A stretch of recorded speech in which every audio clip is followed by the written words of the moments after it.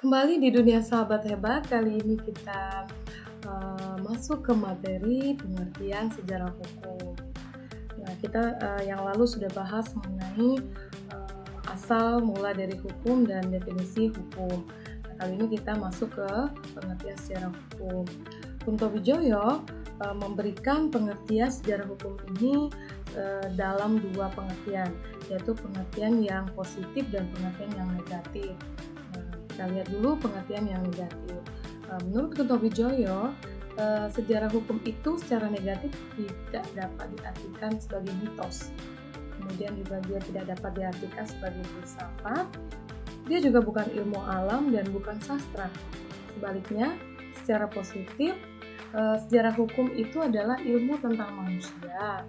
Ya, kita sepakat seperti yang lalu bahwa manusia hadir di dunia untuk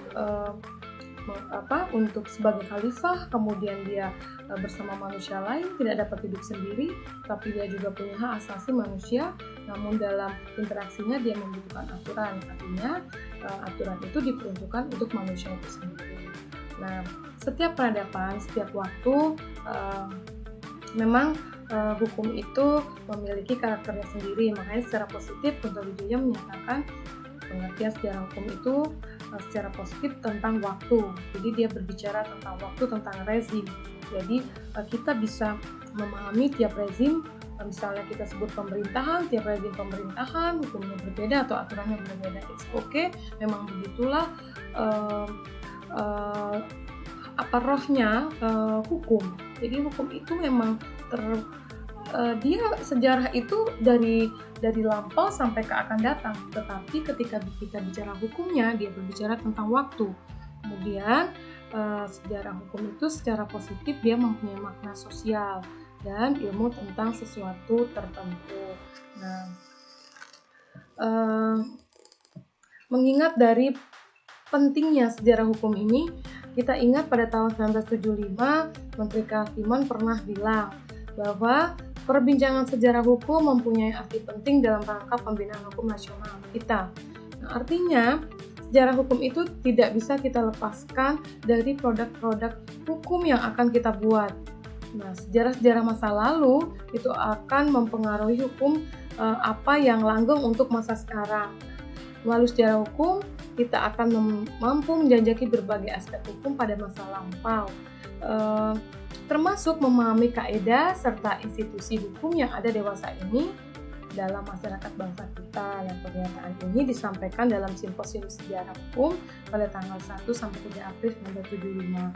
Nah, terkonfirmasi bahwa pernyataan ini kita lihat di masa sekarang banyak institusi, banyak aturan-aturan yang berkembang sesuai dengan kebutuhan bangsa Indonesia.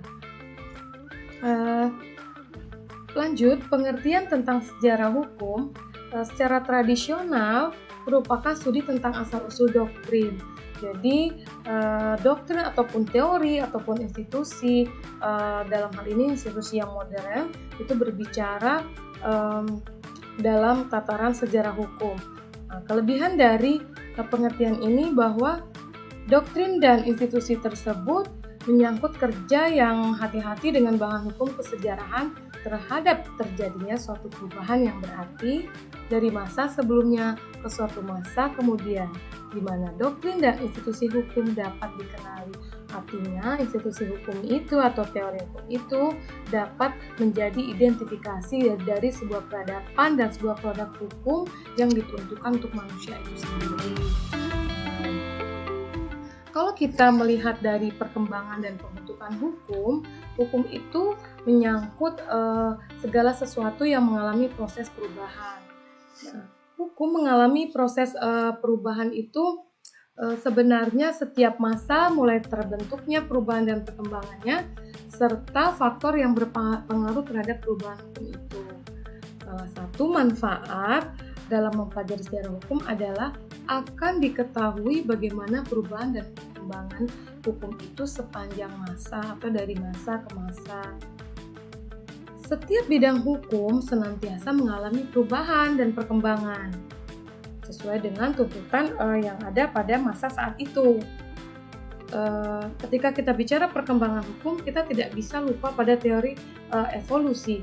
Nah, dalam sejarah hukum itu berlaku.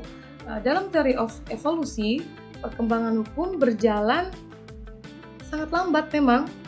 Nah, evolusi hukum menjadi sangat evolutif dan revolusi hukum hampir sebenarnya tidak ada. Itu perbedaan antara teori evolusi dengan revolusi. Seperti misalnya di Jerman dan Italia, teori evolusioner populer. Namun kurang populer kalau di Prancis karena dalam perkembangannya teori ini meredup di abad 20. Pada masa kode Justinian di Romawi atau kode Napoleon di Prancis atau berlakunya sistem hukum sosialis di negara komunis dan bekas negara komunis. Nah, code baik itu dulu ada yang code sivil, nah itu sangat populer dan mereka merupakan itu merupakan produk yang masterpiece ya dari bangsa itu. Karena Indonesia saja masih menggunakan produk-produk dari code Napoleon itu. Jadi memang kalau tadi di belakang kita lihat bahwa bangsa Romawi itu mengklaim bahwa bangsa tersebut yang menciptakan hukum secara normatif, kita tidak bisa bilang tidak, karena memang Indonesia saja masih mengadopsi dan mengabsorpsi dari hukum dari produk bangsa mereka. Sebenarnya hukum itu berawal dari sebuah kebiasaan ya. Jadi kebiasaan yang terus-menerus, kemudian diyakini bahwa dia dapat mengatur masyarakatnya, maka dia dapat menjadi hukum. Namun kebiasaan yang menjadi hukum itu harus memenuhi beberapa syarat. Nah, syaratnya kebiasaan tersebut tidak merupakan kebiasaan individual, tapi kebiasaan masyarakat. Artinya kebiasaan individual secara private itu tidak termasuk dalam kebiasaan hukum. Kemudian kebiasaan tersebut harus menyangkut suatu perbuatan. Jadi suatu perbuatan yang nanti relevansinya terhadap perbuatan-perbuatan secara kolektif. Artinya ada sesuatu yang diatur akibat atau disebabkan dari perbuatan tersebut. Kemudian perbuatan atau kehidupan itu harus dialami oleh masyarakat sebagai sesuatu yang mempunyai kekuatan yang mengikat. Nah, jadi memang proses perubahan dari perkembangan hukum itu sangat ditentukan dari kebiasaan-kebiasaan dari masyarakat. Nah, yang berikutnya syarat dari kebiasaan untuk dapat membentuk sebuah hukum adalah kebiasaan tersebut harus dikukuhkan oleh masyarakat secara kolektif. Artinya kebiasaan itu benar-benar harus dilegitimasi secara menyeluruh oleh masyarakat pada saat itu. Kemudian masyarakat di teritorial tertentu, misalnya kita harus sebut kalau kita bicara hukum adat misalnya, harus betul-betul dikukuhkan. Nah, kalau kita berbicara kemudian mengenai perkembangan, kita juga akan berbicara rule of recognition. Nah, agar suatu kebiasaan dapat menjadi hukum, itu diperlukan pengakuan dari penguasa masyarakat. Kita juga sudah bahas mengenai unsur dari hukum, bahwa hukum itu harus dibuat oleh penguasa ataupun institusi tertentu, ya, yang institusi yang resmi yang menguasai masyarakat pada saat itu. Ahli filsafat hukum Inggris Hart menyebutkan pengukuhan kebiasaan merupakan gejala yang disebut aturan pengakuan atau rule of recognition. Nah, memang pada mulanya dalam pergaulan hidup, segala perselisihan timbul akibat pertentangan, kemudian dapat diselesaikan, kemudian ada perselisihan lagi. Orang bisa bertindak sebagai hakim untuk dirinya sendiri dan juga bisa bertindak sebagai hakim untuk orang lain. Nah, tata cara pergaulan seperti ini memberikan petunjuk siapa yang berhak untuk memberi keputusan apabila terjadi perselisihan.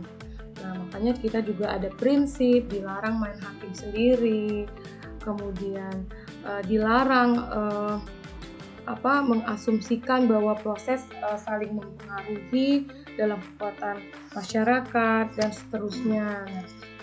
Cipta Raharjo menyebutkan bahwa model dikotomi dari Hart yang membagi masyarakat ke dalam rezim tatanan primer dan sekunder mengarah pada pernyataan tentang adanya masyarakat dengan ciri-ciri sosial saja dan masyarakat dengan ciri-ciri hukum, atau masyarakat prahukum dan masyarakat yang sudah mengenal hukum.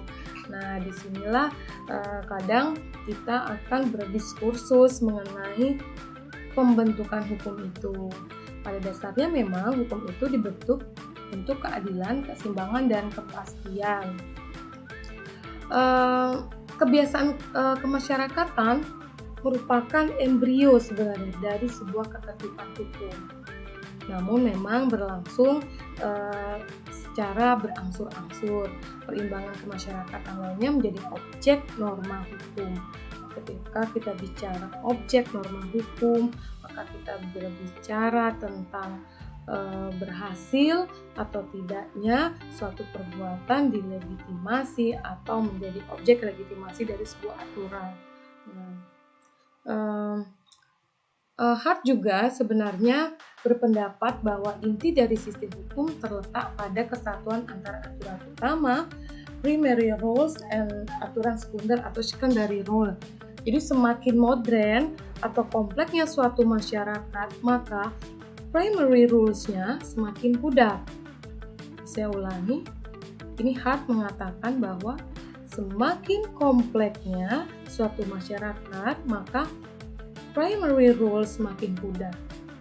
Untuk mengelola perubahan dan atau proses pemudaran, maka diperlukan aturan sekunder yang terdiri dari rule of recognition, rule of chance, rule of adjudication, and reinstitutionalization of norm.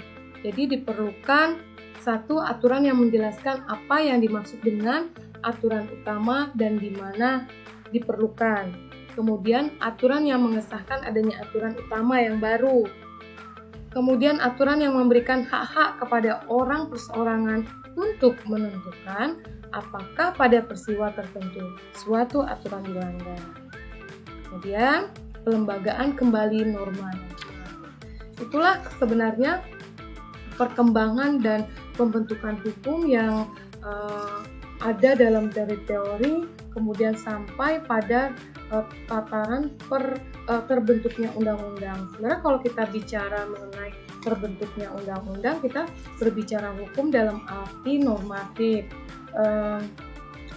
Seperti Tresna menyebutkan bahwa jalannya perkembangan pergaulan hidup yang merupakan kesatuan hukum itu sudah tentu yang satu dengan yang lain tidak sama, berbeda-beda di tiap daerah. Kan udah dikatakan bahwa tiap masa, tiap waktu, atau tiap teritorial memiliki hukum yang berbeda.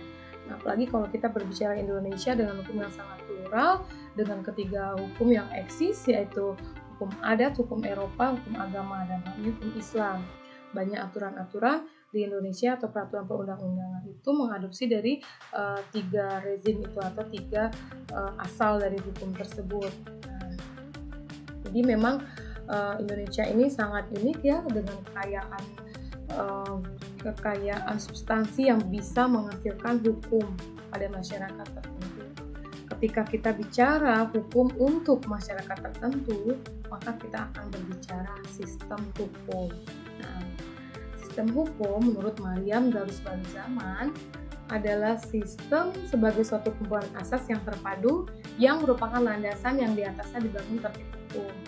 Jadi asasnya itu diperoleh dan dikonstruksi secara yuridis dengan mengolah data-data yang sifatnya nyata, kemudian mengambil sifat-sifat yang sama atau umum.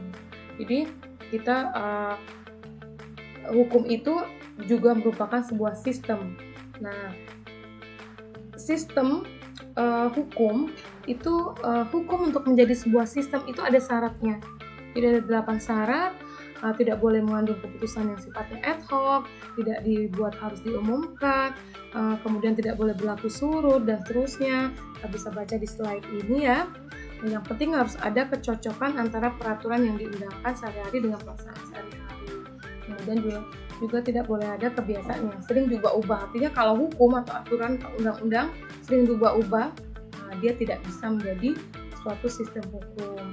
Dan kita pahami bahwa sistem hukum di dunia itu ada berbagai macam. Ada civil law, common law, Islamic law, sosialis, sub-Saharan dan Far East Law. Demikian untuk part kedua, nanti kita akan lanjutkan di part selanjutnya.